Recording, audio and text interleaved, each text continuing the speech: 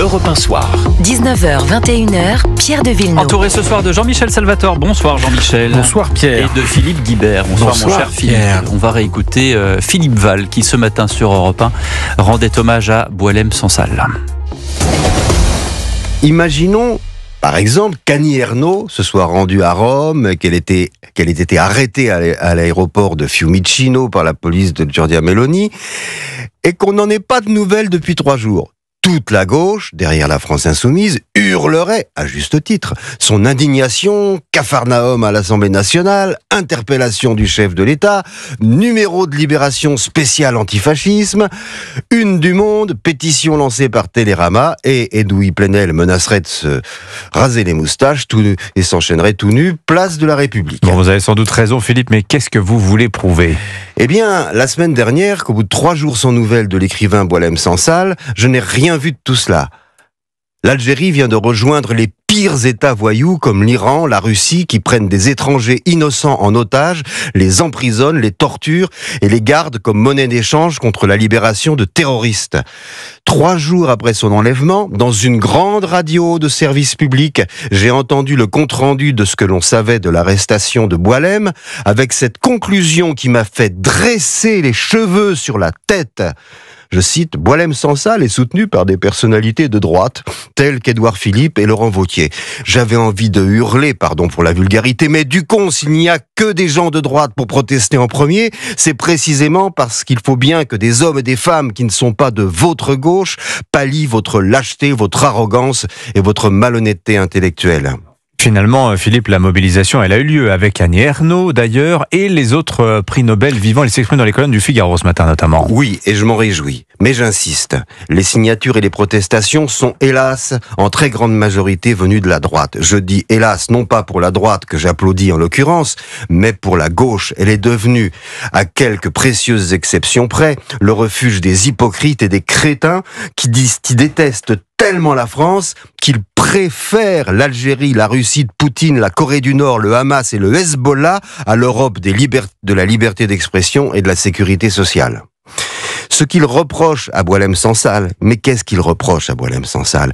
C'est d'être un mauvais arabe. Un bon arabe est antisémite, il va à la mosquée et crache sur la frange des libertés.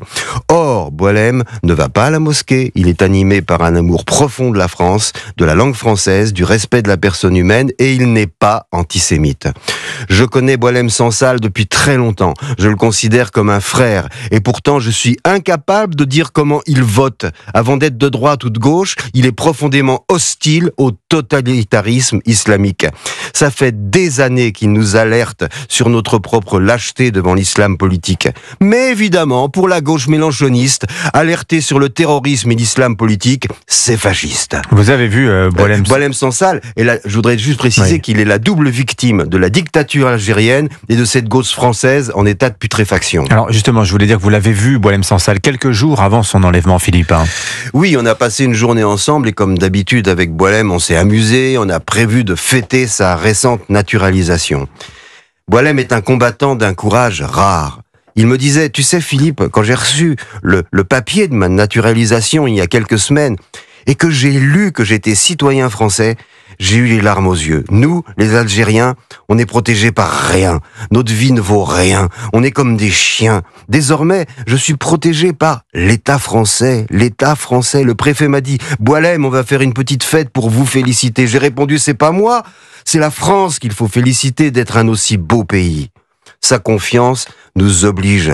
Si l'on veut que la France ait encore quelque chose à dire au monde, nous devons arracher Boualem Sansal des griffes de la dictature algérienne. C'est une question de vie ou de mort, et pour lui et pour nous.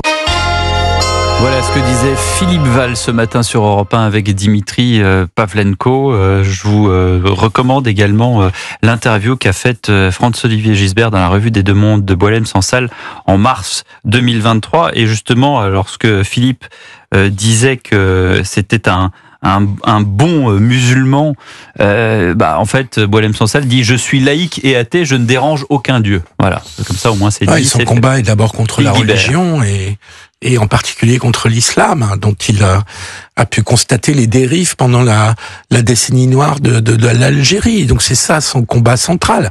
C'est un combat contre l'obscurantisme. Et ce qui est assez curieux, finalement, c'est qu'il rejoint des combats qu'ont pu mener des grands écrivains au 19e siècle et au 20e siècle, européens et français en particulier, et qu'il est un peu dans la continuité de ce combat-là contre l'obscurantisme religieux, pas contre la foi, même si lui est athée, mais contre l'obscurantisme religieux.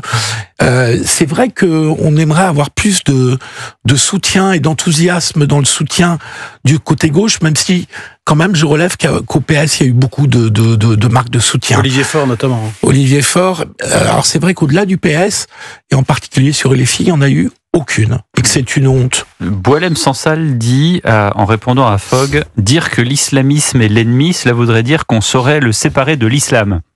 Or, je le répète, ils sont intimement liés. Donc l'islam et l'islamisme, pour Boualem Sansal, font bloc. Ils s'appuient sur le même corpus, la même tradition, la même charia.